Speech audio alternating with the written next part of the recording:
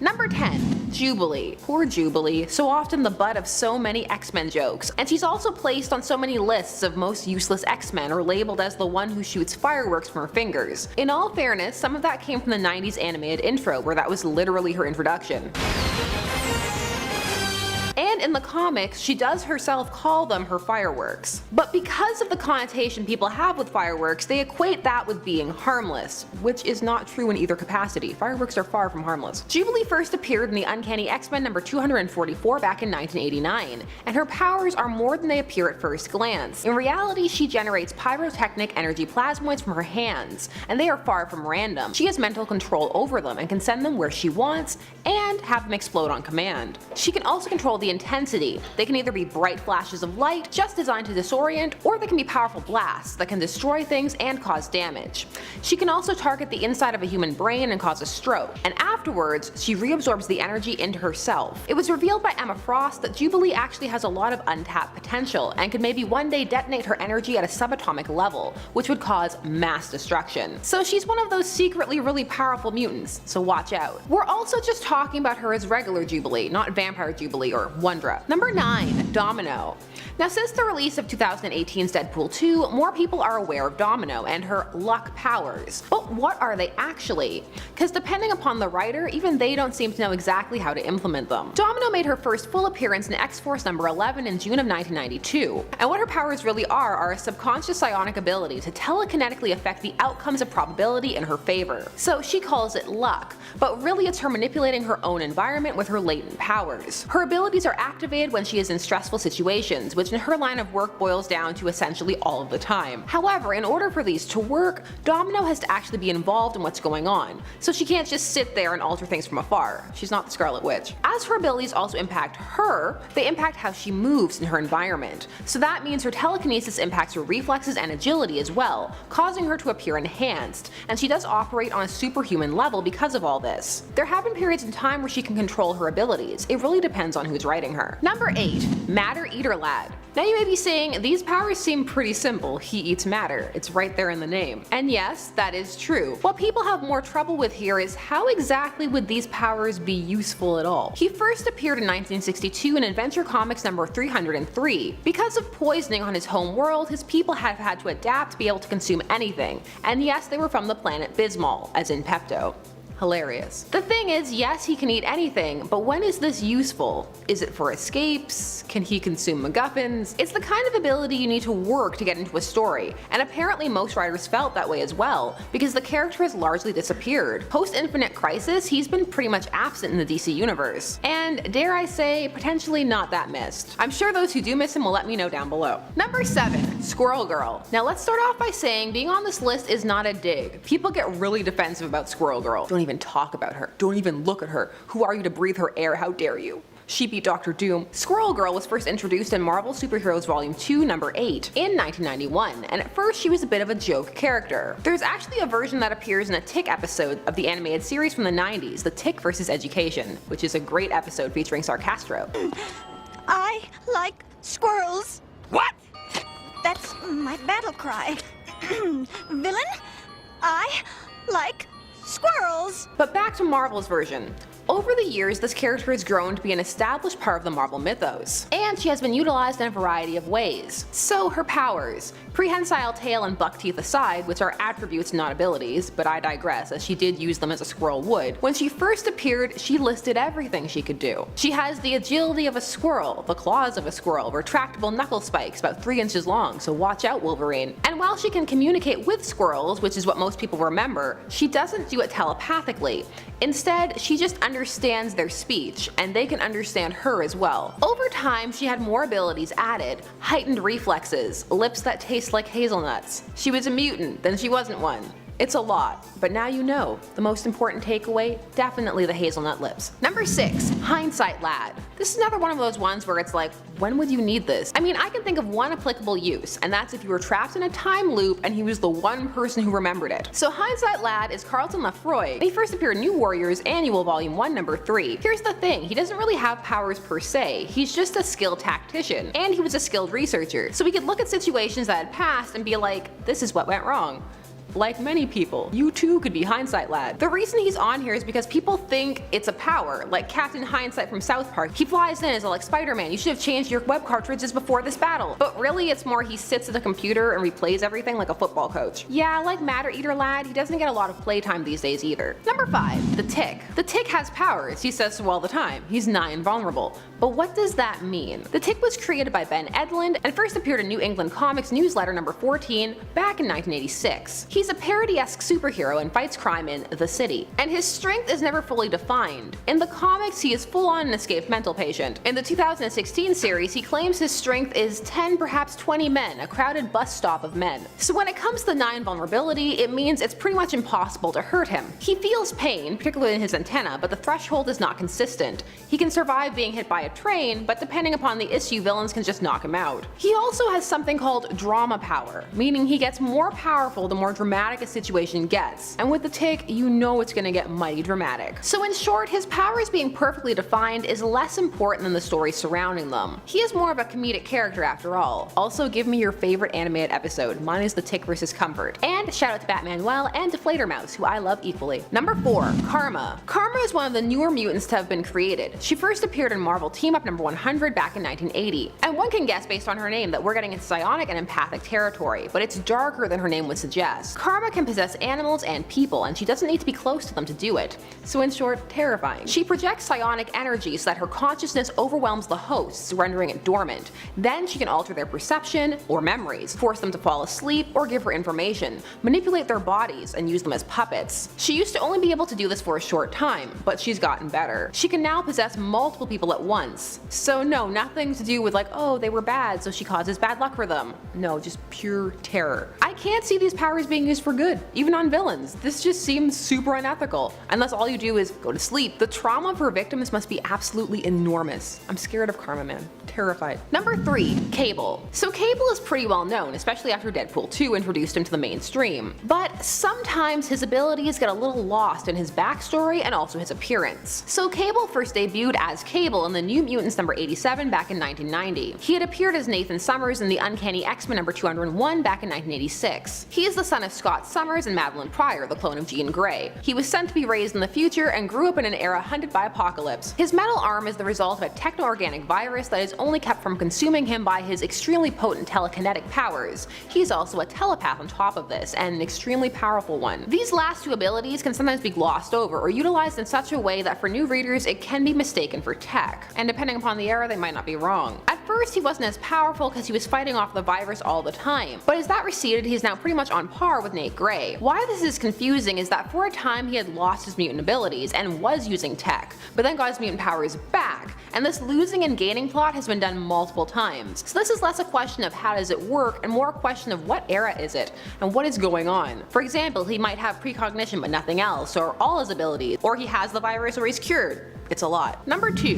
Dazzler. So Dazzler is getting an animated series alongside Tigra, so that will be interesting. Marvel is determined that they will take Dazzler away from her roller skating record company tie-in origins. Dazzler first appeared in the Uncanny X-Men number 130 in 1980, and all of this was supposed to lead to a tie-in film with Bo Derek that never happened. So Dazzler is able to, and I quote, transduce sonic vibrations, which reach her body in various types of light. This means she transforms the energy that reaches her into vibrations, and that can be mechanical, acoustic, or thermal. Although, really we need to reverse some of this. Dazzler utilizes her ability through music, and that quote should really say that all of this leaves her body through light. So she can pull the sound away from a person to recharge herself, and she radiates light at different frequencies as she so chooses. But she has to pay attention, otherwise she'll just be creating white flashes everywhere. So how does she use her powers? Well, 1. Hypnosis. She can create a trance-like state in people, and she has done this at her concerts to make people have a good time, which again is terrifying, and it makes me think maybe she can't even sing. That's so shady. Anyway, she can also upset people's balance, generate laser beams and fire them with her fingers or eyes, create a shield to deflect energy beams.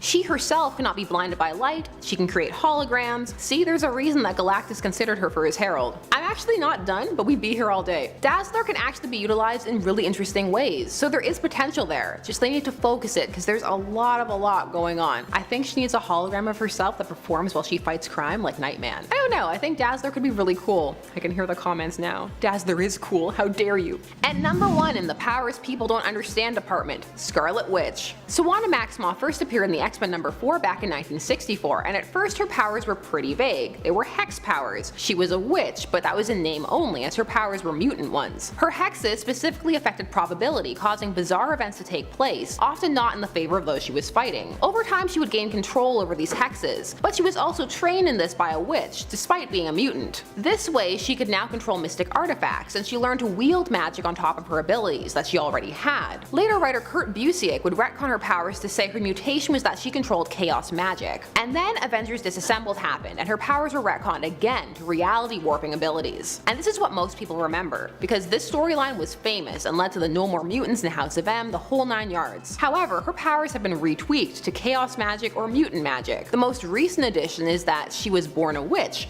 and then the High Evolutionary genetically altered her to make her more receptive to magic. So I think why she's on here is clear. It just won't stop changing. It's like Wonder Girl's backstory. And at number 10, the Sentry. A few of you noted in the comments of our part 1 that Sentry's powers are a little confusing. And fair enough. He's often described as Marvel's Superman analog who has the power of 1,000,000 exploding suns. Vague, right? He's also been described as a character whose full extent of his powers are still unknown, and that's likely because there are so many of them that we've only seen some of them in action a handful of times. So what exactly are those powers? Superhuman strength, speed, stamina, regenerative healing factor, light manipulation. He's completely invulnerable. He has psionic powers. He can fly. He has enhanced senses. He can manipulate matter, gravity, and the weather. He is capable of molecular manipulation. He can absorb and project energy. He can become invisible. Astral project. He's immortal. He's telepathic. He can teleport, bend time, shapeshift, and project thoughts.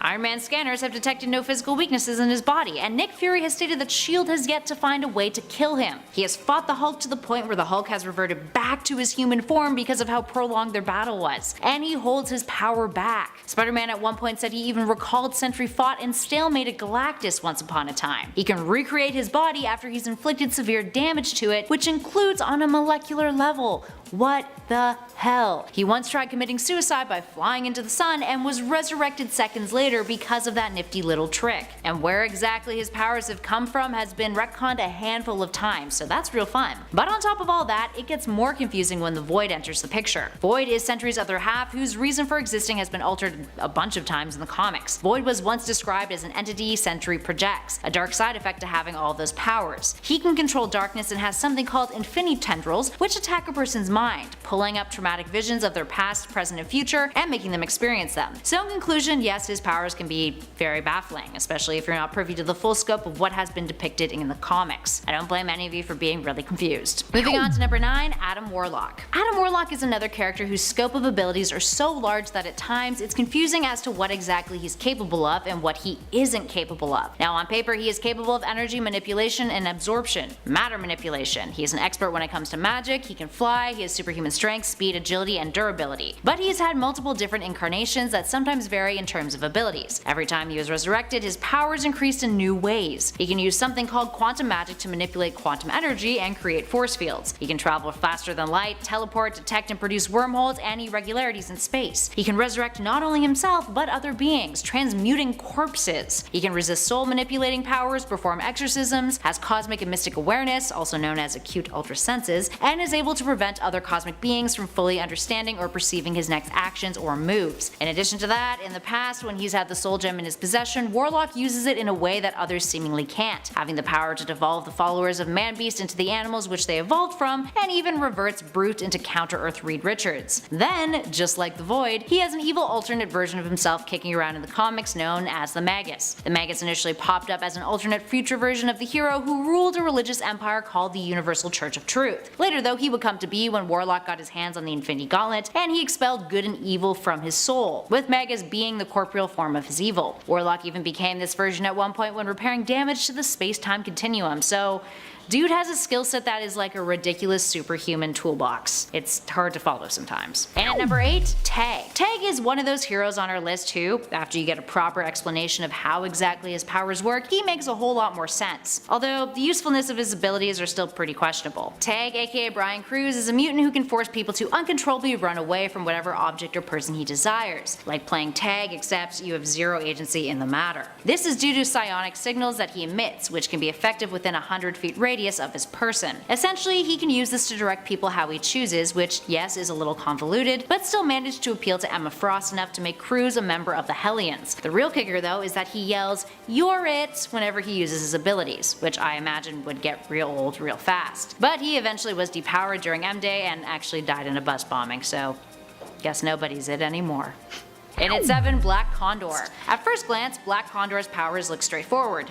Dude can fly. Wow! But here's where it gets messy. There are 3 Black Condors in the comics, all owned by DC. The first showed up in the Golden Age in 1940, the second in 1992, and the last in 2006. The first one is a mutant who can fly, who, eventually after arriving on Earth X, is revealed to also be telekinetic, although limited on that front, having the ability to mind over matter, which seems kind of like a cop-out really. He also has a ray gun which has never been explained as to how it got into his possession, and it shoots a black beam that can stun a man, or just break a brick wall, implying that I guess it has adjustable power settings. He also is considered to be an Olympic level athlete, but that has never actually been proven. Then came the second Black Condor, who is telekinetic, can fly, is an empath, although that's stated to be limited, albeit never being actually fully defined. And last but not least, we have Black Condor numero 3. This fellow got gypped, having only demonstrated the ability to fly and control air currents, but is apparently an elemental of the sky and earth, even though that has never been seen on the panels. So, at the end of the day, really you could just argue we are ripping on poor Black Condor, but really the alias has a very confusing history.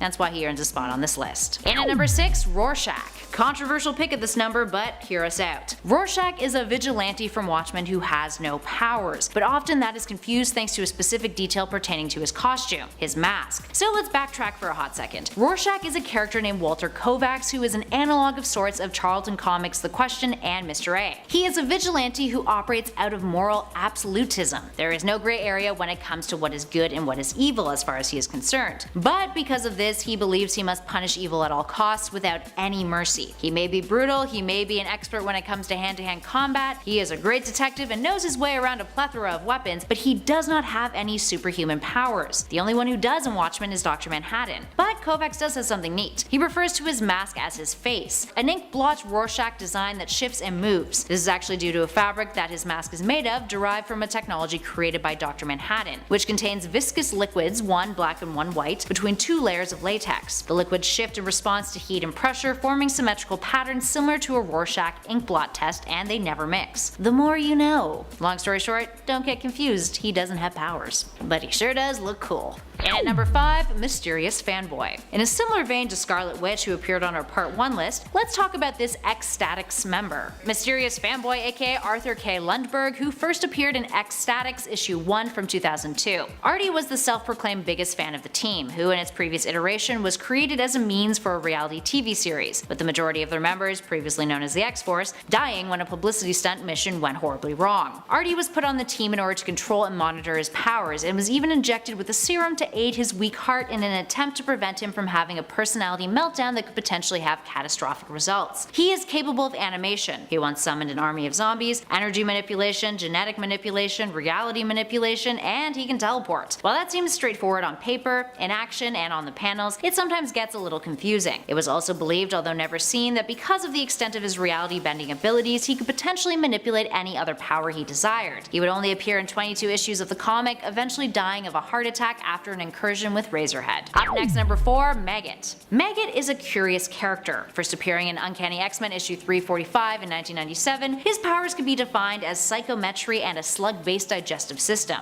Let's tackle psychometry first. It's a power that allows Maggot to draw psychic imprints from his environment, which then replays in his mind's eye. Basically, these imprints show him events that once took place or will soon take place in the general vicinity that he is in. Now onto that digestive system, the mutant ability that Maggot is most known for and named after. His digestive system is not like regular humans. Instead, it has been replaced by a hollow cavity that houses 2 maggot-like creatures, or rather semi-sentient slugs that he has named Eenie and Meenie. Eenie and Meenie can burrow their way out of his torso and attack any solid object at a super fast speed, using powerful enzymes to process and digest that object. This transmits food energy back to Maggot, which supercharge him, allowing him to increase his physical size, strength, stamina, and even sturdiness. His eyes and skin also change color in the process. But here's the kicker. In order to successfully complete this process, the slugs need to return to his body and release what they've consumed within the cavity. As you can imagine, many consider Maggot to be one of the strangest X-Men characters to this day. Moving on to 3, Dupe. Dupe is arguably one of the most fascinating characters to ever grace an X-Force comic. While he's often been used as a vehicle for comic relief, Dupe's capabilities hint to a much grander purpose. Now for starters, Dupe is a green floating creature whose origins are unknown, and he speaks his very own language, which in the comics is represented by a unique font. First appearing in X-Force Volume 1, Issue 116, he would go on to serve as the cameraman for the celebrity version of the X-Force team, later renamed to X-Statix. So what exactly can Dupe do? Well, from what we've seen, he can fly, has an accelerated healing factor, has superhuman strength and durability, is physically malleable, able to replicate physical objects, and has an extra dimensional void within his body that he can store objects in, and even people. Although from what we've seen, it's implied that time practically comes to a halt for those put inside of him, and they have no memory of it after they've been brought back into reality. He would store his camera equipment in there too, for example.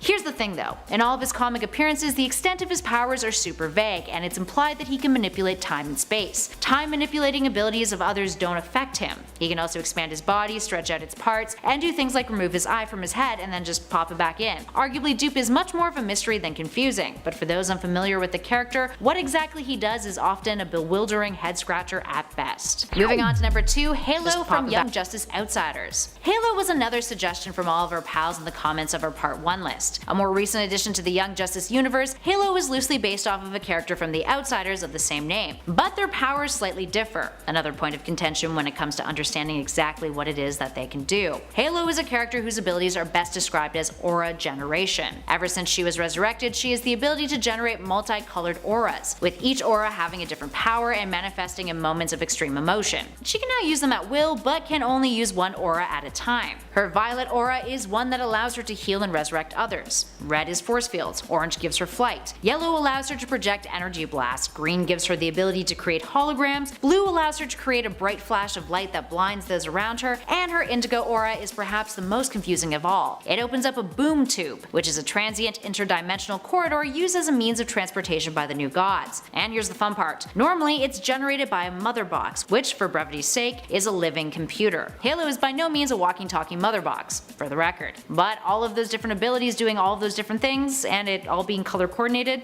yeah, can be a little bit confusing at times. And last but not least, Danny the Street. While Danny the Street's abilities may seem obvious, he is literally a living stretch of road, the character is a wee bit more complex than that and often gets written off as, well, simply a street. First appearing in Doom Patrol issue 35 in 1990, Danny is described as a living sentient piece of urban geography, who can magically and also seamlessly relocate himself in any urban landscape at will. This occurs without any disruption to the surrounding environment that he chooses to place himself in. In addition to this, he can freely interact with other beings throughout various forms of visual printing that he can generate within his proximity. He's also been described as a living pocket dimension that can incorporate more and more space as he gains more residence, and can create any conceivable thing, whether living or inanimate, if he has enough strength to do so. And the best part? His most important power is described as being a friend to those who need it most. And he has the ability to let everyone feel comfortable being themselves, which yes is wonderful and noble, but is utterly perplexing in terms of how his existence is possible, let alone how, based on skewed superhuman physics, how we can even make all of those things happen. Perhaps much of the confusion surrounding the how and the why as far as Danny the Street is concerned comes from a lack of the character being fleshed out better, despite a lack of flesh and only,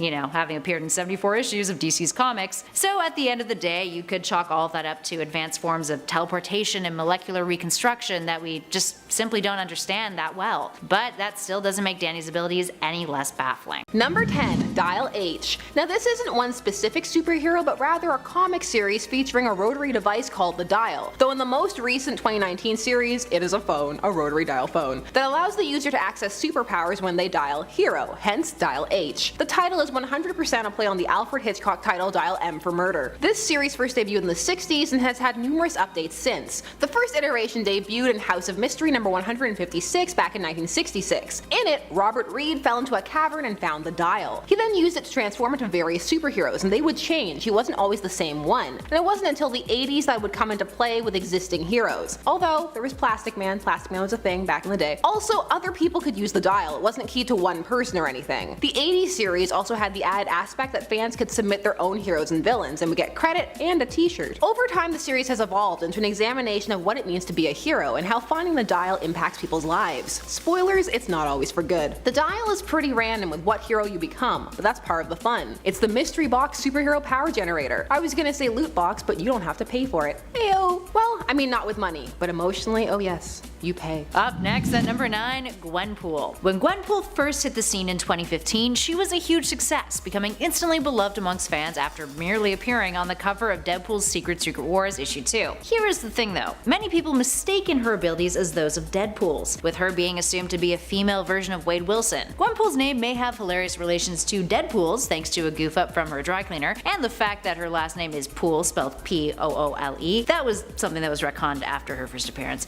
might I add. So if she doesn't share Deadpool's powers, what exactly can she do? Well, she is a brilliant tactician, has vast knowledge of the Marvel Universe, claiming that she is from a timeline in which she read the comics and is now actually a part of them, plus she breaks the fourth wall like it is nobody's business. She knows her way around a whole lot of weapons, is capable of interdimensional travel, and has a regenerative healing factor, which yes, Deadpool has too, but they're very, very different characters, people. Very different. Number 8, Jack Hawksmoor. He is a member of the Authority. This is a Justice League-esque team published by Wildstorm Comics featuring the characters from Stormwatch. Most people know it because Apollo, the Superman pastiche, and the Midnighter, the Batman pastiche, were married. Yes, I said were. People think of other things too, but this comes up a lot. You know it's true. Okay, so Jack Hawksmoor. He debuted in Stormwatch number 37 back in 1996 and has been in the Authority since issue 1. And he can't survive outside of an urban environment. So no trips to the country for him. When in the city, he has superpowers that are tied to the city. These include super strength and agility, just like a city. Telepathic control, and he can animate objects in the city, like the buildings. This varies a little bit from city to city, and Jack acts like each city is a unique entity, which no way they are. City doesn't feel like a word to me anymore. He one time turned a city into a battle suit for him to wear. He also doesn't need to eat because he converts air pollution into sustenance, so he must be doing great. He can transport between cities in a mini womb thing. What's the confusing part here is, why does the city do this to him? He was modified by humans from the 70th century, which caused him to have these powers. You have a lot of freedom with this. You can do some zany things based on the cities he's in. My plan is just to go into a field in the middle of nowhere and stand there. He's done. These modifications were made to him so he could fight a threat from the future. A city-based threat, clearly. In at 7, The Impossible Man. The Impossible Man hails from Marvel Comics, first appearing in Fantastic Four issue 11 from 1963. He is an alien character from the planet Pop-Up, which yes is a great name, and he has shape-shifting abilities. Plus he was typically used for comedic relief, portrayed as a lonely, attention-seeking extraterrestrial who annoyed the crap out of the Fantastic Four. In addition to his shape-shifting and mimicry abilities, he could also teleport and had an encyclopedic knowledge of Earth culture. So if that description is so straightforward,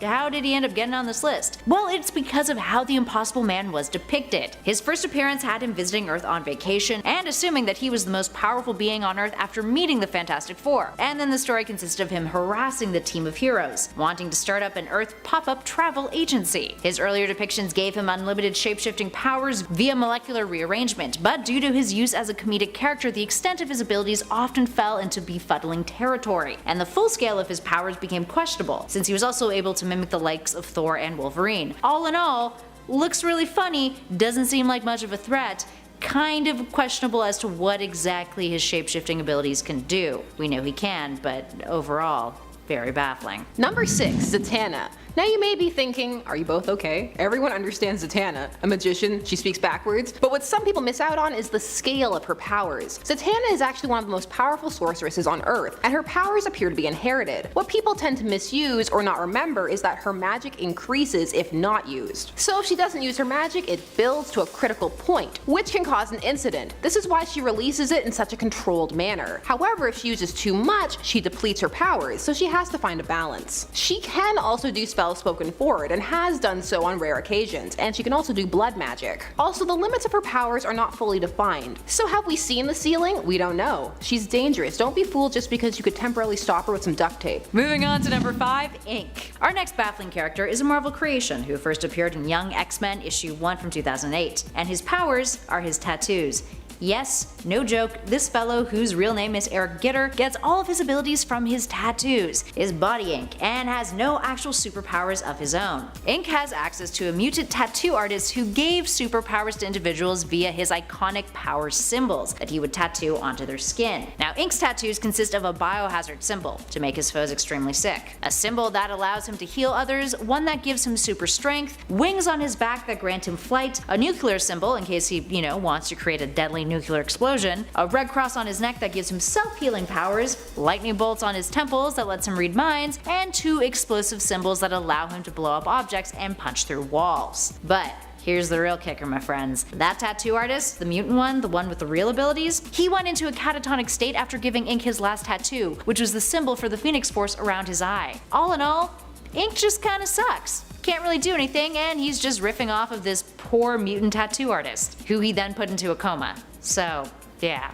Screw you, Ink. Number 4, the Silver Agent. Astro City. That's right, Astro City time. I love Astro City and we don't talk about it enough. I will make all of the reaches to get characters on it on this list. So Astro City parallels the different eras in the mainstream superhero development, like actually historically. So the Silver Agent is their big Silver Age patriotic hero. And okay, so Astro City isn't told in order. Instead, it jumps around to different tales from Astro City's history. So the Silver Agent's tales revealed in bits and pieces. So at the start, we know that he was a hero and that the city has a monument to him, as what happened to him is their greatest shame. So the Silver Agent's story involves time travel, and he is traveling back through his own timeline, and each time he gets a little bit more powerful. So to the city he appears magical and to just be ever increasing in strength, but really he is being charged by the time travel energy as he moves back and forward further and further. He gains super strength, flight, and more, and with his heroic nature he couldn't not jump in to stop situations he saw unfolding. However, the Silver Agent actually gifted his energy to the city when he returned to be executed for a crime he didn't commit, something only revealed after his death, hence their great shame. Astro City is just a ride. Like how the Samaritan has fought his enemy the Infernal to such a standstill that they just go to dinner once a year to see if either is close to coming over to the other side. I could talk about this all day. Moving on to number 3, the Negative Man. The Negative Man is a character that first debuted in 1963, a DC creation who has eluded fans for years. I mean, it kinda makes sense as to why he's a member of the Doom Patrol. Negative Man, aka Larry Traynor, is an individual who was accidentally exposed to a radioactive field in the atmosphere while piloting a test plane. This gave him an interesting set of powers. Not only was he now radioactive, but he had the ability to release negatively charged energy from his body, referred to as the negative spirit or his soul self. Now this soul self is intangible, capable of flight, it can generate minor explosions when it comes into contact with positive energy, and it also acts as a means of temporal astral projection. It's visually represented as a shadowy silhouette of a human being. The downside? Well, Larry's body is physically defenseless when he is separated from it, so he only uses this ability 60 seconds at a time in order to avoid risking death. Now because of his radioactive nature, he wears special bandages that protect those around him, making him look a whole hell of a lot like the Invisible Man, something that can be slightly confusing to those unfamiliar with his character or the Doom Patrol upon first glance. And that, my friends, is exactly why he ends up on this list. Number 2,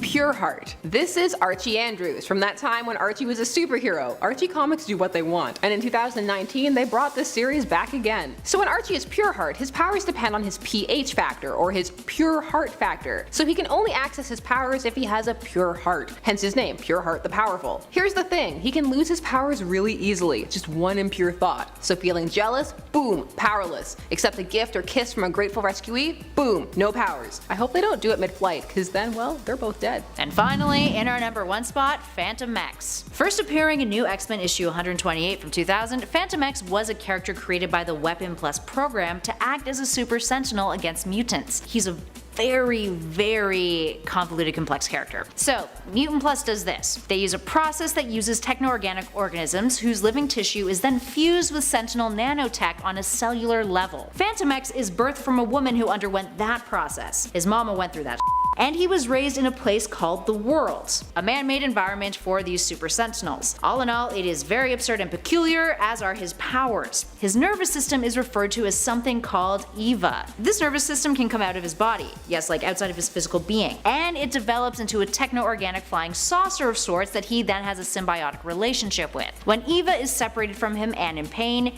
he feels pain. But when he is attacked or someone or something has inflicted damage onto him, he feels nothing, no pain at all, and can ignore those injuries. FANTOMEX can also see through Eva's point of view, and can control her movement and reshape her form, or body if you will, if he concentrates enough. If that wasn't perplexing enough, FANTOMEX has microtechnology laced into his blood, which have some eerie effects, prohibiting him from things like believing in anything greater than himself, like gods or supernatural beings or the concept of love. He also can't see colors, which, I mean, in comparison to all the other stuff is probably not that big of a deal. Dogs can't see colors, so. He can self-heal, and he can alter his body to increase his strength or hearing range. He can also enter a trance in order to perform crucial tasks such as perform surgery on his own body. All in all, he is a curious character to say the least, and to not entirely understand what he does, I mean, in my opinion, is perfectly acceptable. And at number 10, Mogo. Hailing from the DC universe, Mogo is a sentient planet adrift in space, doing his best to look awesome and not do much else. Oh, and did I mention that he's also a part of the Green Lantern Corps? The Green Lanterns will literally hire anybody these days, even an immovable planet. Aside from being able to create constructs with his power ring, Mogo is also able to create holograms on his surface to simulate whatever he wants. How is this explained? Well, he's a giant superpowered planet who's also a space cop. Does it need any more explanation than that? And at number 9, Big Bertha. Ashley Crawford is a mutant who is able to control the fat distribution throughout her entire body. So during the day, she's one of the most beautiful supermodels the world has ever seen. But when trouble arises, she becomes Big Bertha, a really fat superhero with super strength. Now, I understand the concept of being able to redistribute your body mass to make yourself bulkier and, you know, more or less an immovable object, but where does the super strength come in? How does adding more mass onto her legs allow her to jump further like it does in the comics? Wouldn't it be the opposite? Her powers are strictly defined as fat manipulation, so muscle shouldn't be involved in this at all. I'm so confused, Marvel. Why would you do this? Is she just like the female Blob? I need to know. And at number 8, Ambush Bug. First appearing in DC Comics Presents number 52, Ambush Bug was initially presented as a villain to Superman and the Doom Patrol. He appeared as a self-centered villain who wore a skin-tight green suit, which made him look more or less like a bug. Any and all powers he had were just devices he had hidden away in his suit somewhere. Ambush Bug was so popular, however, that he was brought back more and more until eventually they transitioned him from being a villain into a third-wall-breaking hero, very akin to Deadpool. His appearances in comics nowadays are very sporadic and get weirder and weirder every time, and his powers are pretty much whatever the writers want them to be. Number 7. Hope Summers. Hope Summers is one of the most powerful mutants in all the 616 universe. Or is it the Prime universe now? I can never tell anymore. Hope was born at a time when no new mutants were supposed to emerge and unleashed a psionic blast so powerful it destroyed Cerebro. Was this psionic blast explained? Not really, but let's move on. It was later explained that Hope has the ability to mimic the abilities of mutants in her general vicinity, and is also able to boost the abilities of those around her. Mimicry is a pretty straightforward ability, right? So where does all this other stuff come from? Like, remember the time when she cured Rogue of the uncurable Strain 88 virus? Or remember when Rogue's touch could kill anyone, but it didn't kill Hope, she could just carry her around normally? And she's also undetectable by Cerebro, so is she even a mutant? I don't even know anymore. And at number 6, Deadman. Boston Brand was one of the greatest trapeze artists of all time and would captivate audiences under his stage name, Deadman. Unfortunately, during one of his routines, Boston was murdered and then resurrected as a ghost with the powers of possession. Using these powers, Boston, now only referring to himself as Deadman, attempts to solve the mystery of his own murder. Now, see, I love Deadman. I think he's a very unique character, and the stories he's involved with are really cool. However, sometimes his general power of possession gets a little muddled. As a ghost, he should be able to jump into whoever he wants, right? But no, he has a lot of restrictions. If somebody is already being mind controlled, no.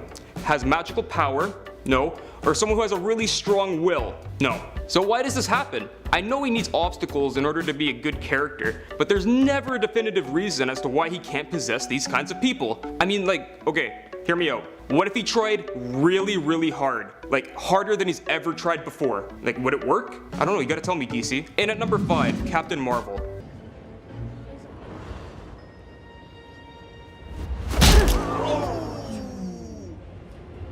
Carol Danvers used to have a pretty refined power set. Her body was altered after an explosion caused her DNA to be spliced with that of Kree alien DNA and Mar-Vell's. Danvers gained superhuman strength, endurance, stamina, and flight, and she became the first Ms. Marvel.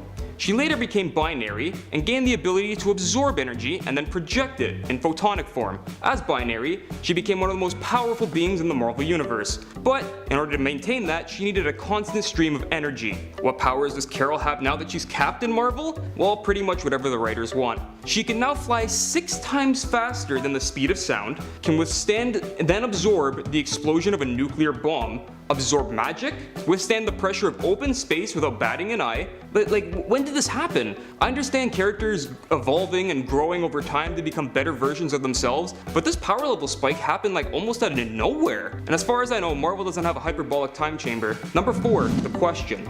If you've never read a Question comic before, I highly recommend it. This guy is one of my favorite all-time DC heroes, and he does not get enough love around here. Whether it be Vic Sage or Renee Montoya wearing the non-face of the Question, you're going to have an awesome time reading any issue. However, the abomination we got from the New 52 still hurts me deep in my soul. This Question was a man who committed a crime so horrible that the most powerful wizards in existence removed his face, wiped his memory, threw him into the 21st century, and damned him to forever speak in questions. It was so bad, it was retconned a few years later, but still, like, never touch this garbage. Regardless, this version of Vic Sage somehow gained amazing detective skills and became a master of disguise. I guess the wizards who cursed him in the first place didn't want him to be completely useless. And at number 3, Slapstick. I hate this character. I hate this character so much. Like, I really don't want to talk about this character. It's that bad. I wish it was Kelly or Sasha, but they left early and forced me to talk about this garbage. So here we go.